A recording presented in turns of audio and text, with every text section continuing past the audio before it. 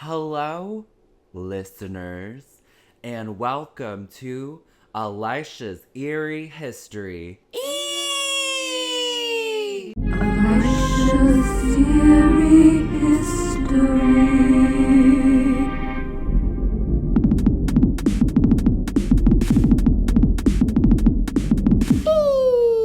Today, I have special guest star, as I say every time, and friend of the pod. Today we have my twin sister, Brittany. Yep. Hi, Elisha. There's gonna be applause in the background. Brittany, tell us a little bit about you. I know you've been listening to the pod. You love it. You give me feedback every time. Yes. You liked the Bunny Man Bridge. That was your favorite episode so far, right? Yes. No, I think that would make a great D&D monster. Bunny Man, Bridge Man. Okay. Yeah, Brittany's big into D&D. What else should they know about you? You're a cool cat. I'm your twin. You're my twin. We're celebrating our birthday today. It was last week, but we're celebrating today because I was busy last week. Yeah, time constraints. It's fine. We busy people. Yeah, so Mom and Brittany wanted to be on the pod, but I told Mom that Brittany gets priority because it's her birthday this week. Mm-hmm. Although Mom will probably be more fun when she's on here. Well, don't say that. You don't know. Well, it's not about being fun, although it is about being fun. Mostly we're trying to be educational. Educational. Okay. So I think I want you to say insightful things. We're going to talk about a topic in Lynchburg. So if you know anything geographically or you've been there or anything. Well, we grew up here, so yeah. Grew up in Lynchburg, so I sure hope I know some of the geographics area in Lynchburg. If you know anything, add to it. Try to be insightful, but honestly, there's no pressure. We have 30-minute episodes, and I usually talk about history for like 36 minutes. Okay. Okay, cool. So, Brittany, I have a boilerplate today. Do you know what that is? A boilerplate? Mm-hmm. A boilerplate, it's like the opening that's supposed to spark curiosity. I knew what boilerplate was in like machinery. Yeah. Have you ever been lost in a large crowd? Ever been in an audience and suddenly you're so close to someone you're suffocated by their armpit smell? People often feel social anxiety and overwhelmed amidst large crowds. Is this perhaps your brain giving you a warning sign? Chicago nightclubs, sports games, and even Astroworld have fallen victim to crowd surges and stampedes. These events are terrifying and can often lead to a loss of life. Today, we will be discussing the Stampede of Court Street Baptist Church in Lynchburg, Virginia. Eerie music.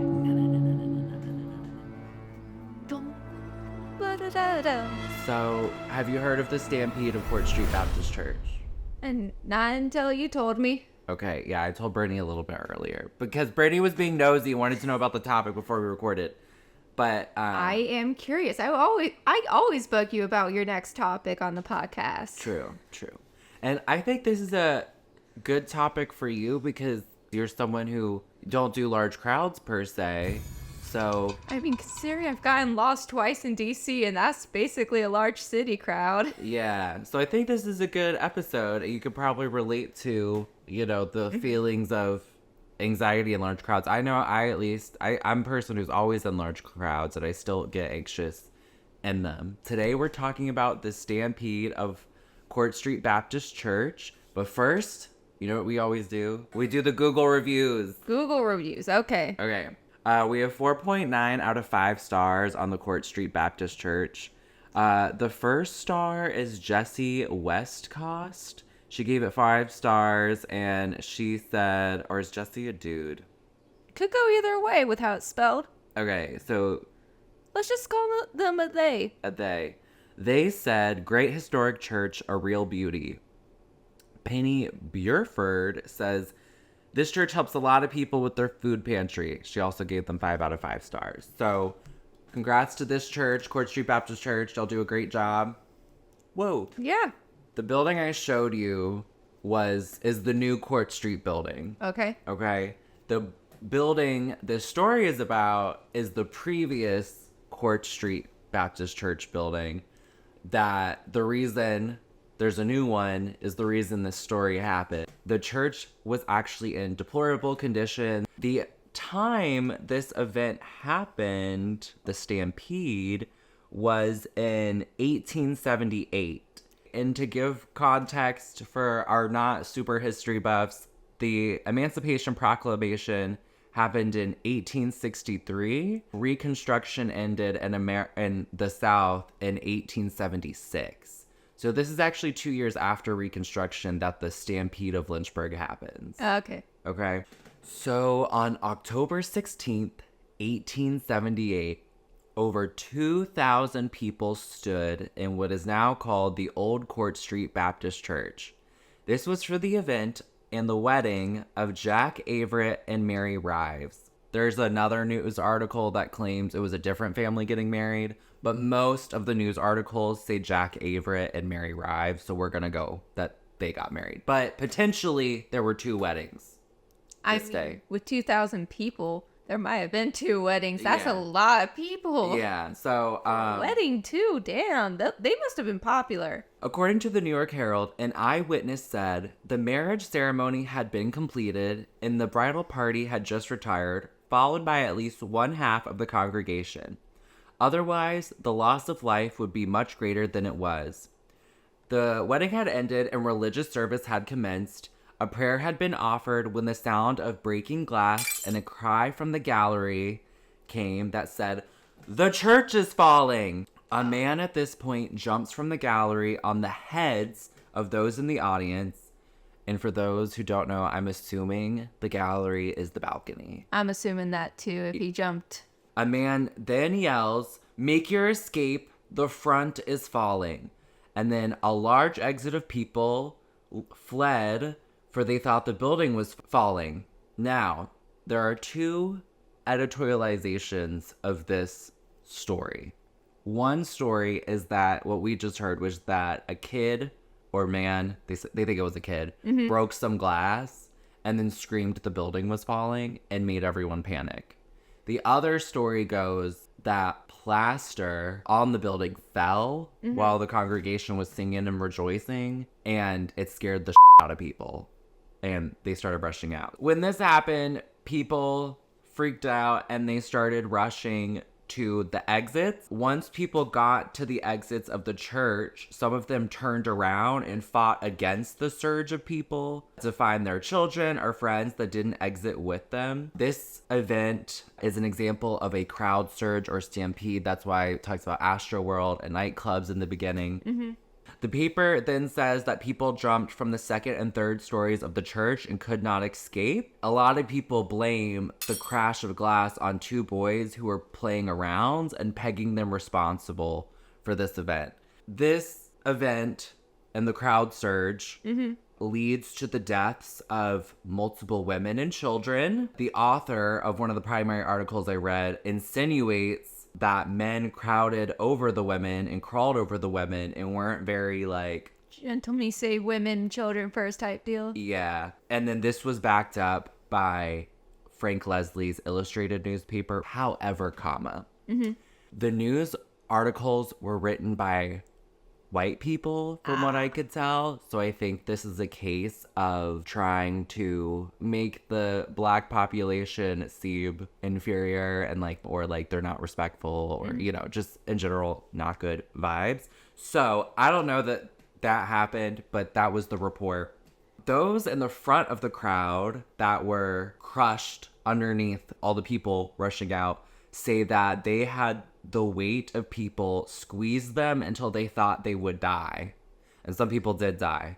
So after all of this crowd rushing, 9 people were killed and 20 to 30 were wounded. Those that were killed include Maria Wilson, Maria Ransom, Millie Ward, Mary Henry, Virginia Robinson, Emma Brown, Arena Cox, and then 2 unidentified bodies. Another report claimed that 14 people were trampled to death. The reason for this discrepancy of numbers is probably due to the fact that 9 people died on scene. Many sustained injuries that later in the week and coming months led to their death. So imagine you're part of a crowd stampede and you get you survive it, but you're very injured, and then you die weeks, days, or months later due to a crowd injury at church after a wedding.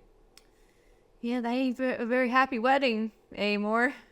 A man named Pashal Horton died of his wounds. He was the only man to die, and he died on 2 a.m. October 8th, 2 days after the event. After this case of crowd surging, the fire department comes upon the scene.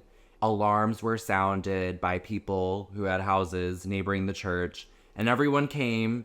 Obviously, nosy Southern people. Everyone's coming out of their house being like, what the hell's going on? What's going on? Are you okay? Yeah, this obviously put a huge damper on the night. It was really hard on the community, get past this because I wrote down the hearts and the minds of the Black population. This was a telltale sign of the lack of safe accommodation and the struggle of being able to worship safely. Persecution by lack of safety. We just experienced Reconstruction, but it wasn't Reconstruction of the South for everybody. Yeah. It was Reconstruction of the South for white people. 2 boys were blamed. I can only imagine what those boys were thinking as they were blamed, because no one knows who started it, which is the worst part. Yeah, well, it's like some people think plaster fell, that glass was broken, it was blamed on other people. There are eyewitnesses that say plaster fell. So I like to believe the plaster fell. Because multiple articles said that, and I'd like to believe that. I would more like to think glass broke on the rush and exit out, and then that was just blamed on the boys. And I don't think it ever lists the boys' names, but I don't know. That also seems like a case to me of like racism, of just trying to Find blame on someone. Yeah. Put blame on someone. Ooh, you might have just heard the dog in the background. I'm glad you're on the same page about that as I am. So we're going to get into the history of Court Street Baptist Church and what it means for Lynchburg. But the disclaimer is we're talking about the modern Court Street Baptist Church, but this story is about the old Court Street Baptist Church. But nonetheless, the congregation and the community around this church is still, it's the same community. This church migrated from that old building to the new building, and here they are today. Okay. So, history of the church. Court Street Baptist Church stands as a testament of the Black Christian community of Lynchburg, and that was a quote. The building that resides there has entertained the likes of many Black evangelicals, including Martin Luther King Jr., Reverend Caesar L. Scott, and of the Baptist General Convention of Virginia, and Reverend N.S. Walker, where over 1,000 marched for civil rights in Lynchburg, Virginia. Founded in 1843, originally named the African Baptist Church, this is one of the premier Black churches in Lynchburg, Virginia. In fact, some of the first Black children to be integrated into white schools in Lynchburg attended this church. The building today is one of the tallest objects in Lynchburg, becoming a iconic part of this medium-sized city's skyline. Standing over 16 feet tall, the belfry of this church demonstrates the impact it has had on the culture of Lynchburg. And I still think it's a pretty influential church / community in the area. Yeah, it has a nice little point like a castle, for those who don't know what a belfry is. The building, the new building, that is, was built by, the architectural plans were by an ex-Confederate soldier. Can you believe that? And his name was R.C. Burkholder. The Court Street Baptist Church that currently exists was purchased after the old building was condemned. It was written down in 1879 that the previous building was condemned a few months after the incident. On Wednesday, March 5th, 1879, the Old Virginia announced that the Court Street Baptist Church, at which the calamity occurred last fall, is being pulled down. The material will be used in a new church building, corner of Court and 6th Street. The land was purchased by a private citizen who bought the land for the church and then donated it to the church. Originally, the white population of Lynchburg, when the church was condemned, was trying to completely stop the congregation from buying property downtown for the church. This congregation overcame, purchased it privately, and was able to have their church downtown. Otherwise, they were trying to have the Black population commute to the other side of town, essentially, to go to church. After the lot was purchased, the cornerstone was laid, and in reporting that occasion, the Virginia informed its readers that this, we understand, is to be the handsome structure and one of the largest in the state by Mr. R.C. Burkholder is the architect, to be finished by October 1st. Well, the congregation selected ex-Confederate soldier Burkholder to design their church. They had no need to go outside of their membership to find builders and contractors. Perhaps the historian has overstated the case in assertion that in 1879, all construction of homes and public buildings was done by Negro contractors, carpenters, brick and stone masons. But at least there are plenty to do this one job. So the church had no issue finding people to work on it. Mm-hmm. They had a huge following. They had one of the most influential congregations in Lynchburg, from what we can tell. That's not an easy feat for a church in Lynchburg. John Wilson, a member of the congregation, assumed the responsibility of the head contractor, while other workers worked beneath him. They did not finish on the October 1st, 1879 deadline that the Virginia had given. However, the building was completed and dedicated in July 1880. Prior to its completion, the new church was described in the press as one of the finest religious structures in the South. I love that phrase. When I read that, I could just hear the person being like, one of the finest religious structures in the South. Yeah, added a bit more twang to that. Another account described the exterior of the single paragraph as, externally the building is symmetrical and imposing. The foundation walls are of solid stone, 60 by 101 feet. The walls of the superstructure are of brick. The front face has been made at the Richmond kilns. The granite steps to the main entrance will come from the quarry, also at Richmond. The spire, which is by far the tallest in the city, is surmounted by a copper ball 9.5 feet in circumference and weighs 34 pounds. It's impressive. The Court Street Baptist Church is on the National Register of Historical Places as of June of 1982. That is the history of the current building. I wanted to provide all that context to give respect to, our Black community here in Lynchburg, and to provide a impact on our listeners of the significance of this congregation and this church on the community. I'm really questioning how they constructed it because of like how tall it was and the belfry and everything, but there are legit ways to construct things without modern machinery. I know that. I'm just curious on like those specifics because that always seems impressive. I mean, this is right after Reconstruction. Enslaved people built most of our structures around here. Mm-hmm. It is no surprise that they had the skills to build their own place of worship. Mm-hmm. And it's no surprise either that they did it with such zeal and to make the tallest structure in Lynchburg. Yeah. Considering the time, making the tallest structure in Lynchburg, considering the time, that's hard to do. It wasn't a good thing what happened. Unfortunately, people had to die and the building had to be condemned for the Black population of Lynchburg to get a church that was safe. Mm-hmm. But it is a cool story because now the tallest building in Lynchburg. Good things can come out of tragedies is what we've learned. I have the funeral records. The people that died at Stampede, one of the adults that died, Maria Wilson, it cost about $30 to get them fully buried in 1878. Okay, so Brittany, mm-hmm. You're someone who doesn't like crowds. Have you ever been stampeded in a crowd? I mean, not to this extent, but have you ever been in a rushed situation in a crowd? Does a game count?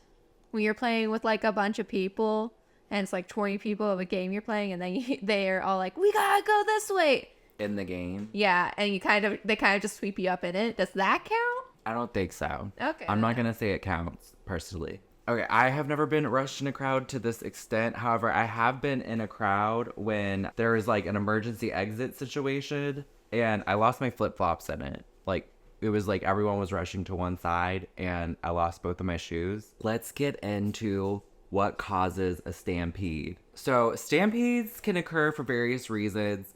Some of the most common hazards include overcapacity, poor crowd control, poorly planned event spaces with no clear exit, narrow spaces, or bulky or dangerous structures.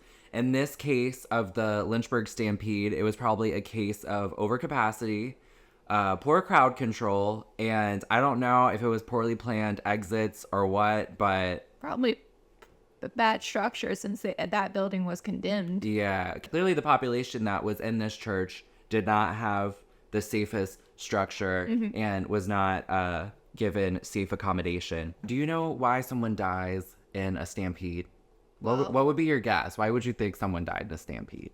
Well, they're getting trampled, so probably blunt force trauma Blunt force trauma. is one. And then if you aren't able to, if you keep getting ran over, at some point you're not going to be able to breathe if you're just getting stepped on. Okay, yeah, so you're exactly right. Compressive asphyxia is the most common reason for death during a stampede. So what happens is people get trampled to the ground during the stampede. Compressive asphyxia is a condition that happens when breathing is prevented by external pressures on the body.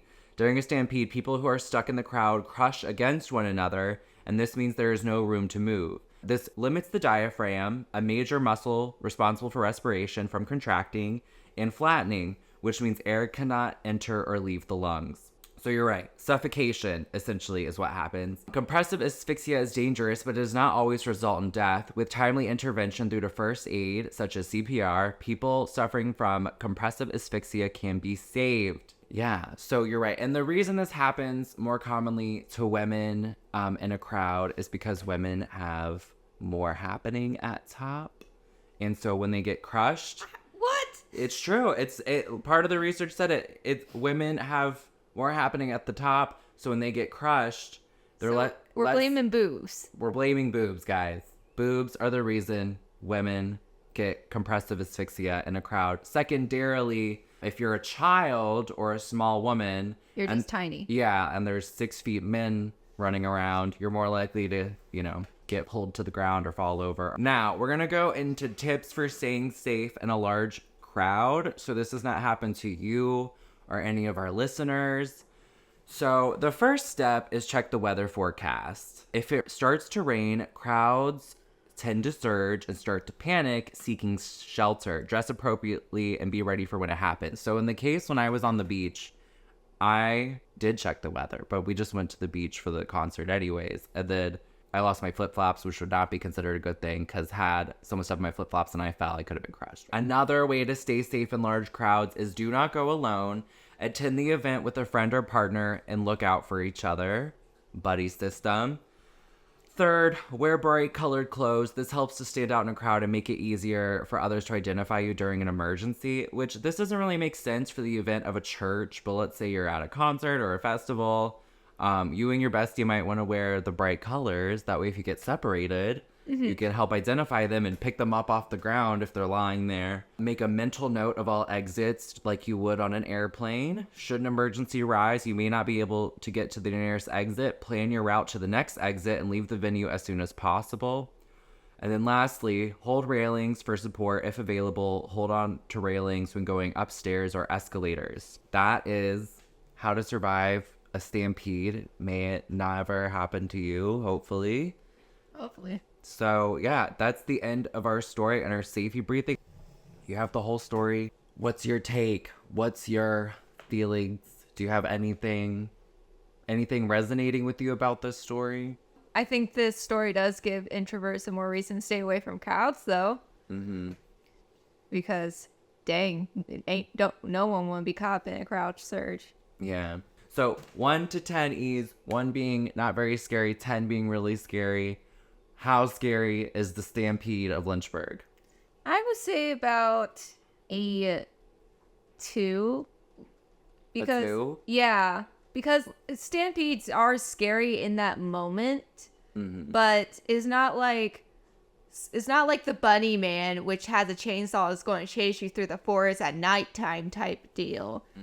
It's literally something that can happen anywhere, anytime. Yeah, and most people aren't going to dwell on that because that means you aren't ever leaving the house. I'd say I give crowd surging probably 8 E's, but I'm not going to tell our listeners to be scared and not leave their house. That's just a risk you got to take when you go into a crowd. So I say live your life. It's going to be scary in the moment, but just remain calm. Yeah. Do what you gotta do. Exit safely. Yeah, always know your exits. That's just good in any situation in life. Just knowing where the exit is so you can walk out. Well, that's all I had. Not a super long episode. Thank you for coming. Thank you for joining us today. Thank you for listening to Elisha's Eerie History. Alicia's Eerie History.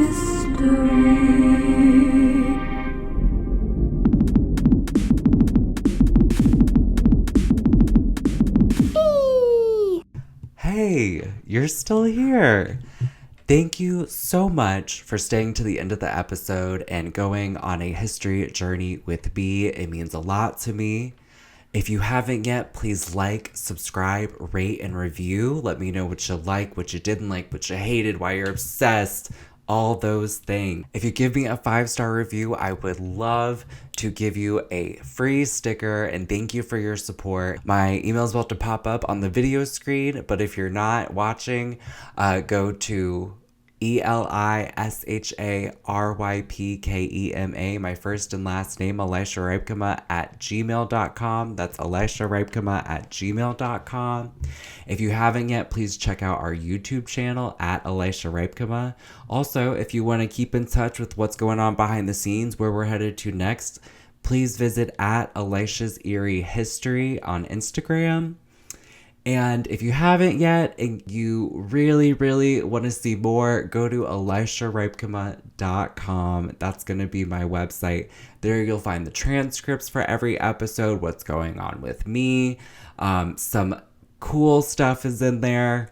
Thank you so much for joining me today. And if you stay tuned, I'm going to give you the sources for the episode you just listened to. Our sources are Wikipedia, obviously. A classic source. Classic. I did the Court Street Baptist Church website. They have a lot of history on their church, which is fabulous. Even about this event? Mm-hmm. Wow. The New York Herald, the Frank Leslie's Illustrated Newspaper, the Alexandria Gazette, the Criticgraph, which is the Lynchburg College newspaper, had something I referenced. And then the last place I got some resources from were a place called Appetite for History, and then the last place I got things from was the DIUGUID